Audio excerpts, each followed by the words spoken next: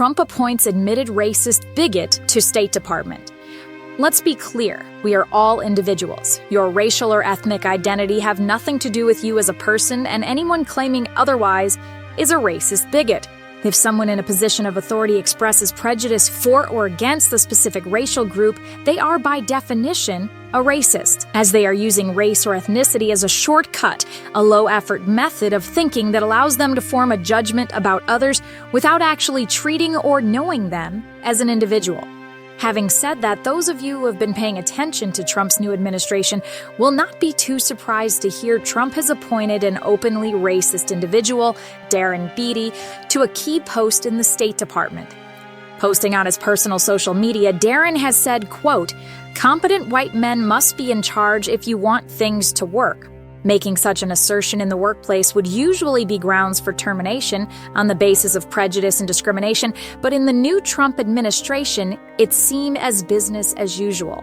Going further, Darren Beattie also says, "Unfortunately, our entire national ideology is predicated on coddling the feeling of women and minorities and demoralizing competent men."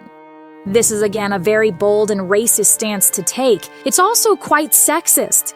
Not only is Darren's assertion that only white men are competent, but that women and members of minority groups simply aren't competent enough to be at important positions in politics. This is the kind of thinking that was commonplace in the early 20th century, but it has no place in the 21st.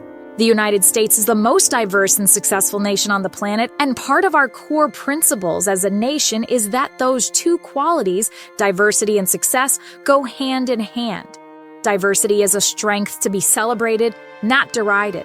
While we agree that it is important to have competent people in important posts, it is clear Darren J. Beattie lacks the wherewithal to meet that definition, as anyone who commits to low-effort thinking of wholesale racial or sexual prejudice has revealed themselves to be a backwards moron, incapable of grasping the very concepts that make the United States great. We are all individuals. Each of us is owed the right and privilege of being seen as such. It would be unfair to judge all white males by Darren Beattie's abhorrent example, and so it's important to remember that he is responsible for his own prejudice and bigotry. It's also important to remember that he is a racist bigot. What are your thoughts? Is our nation trending more and more towards white nationalism? Are you comfortable with such backwards, narrow-minded leaders running our nation? Let us know your thoughts in the comments.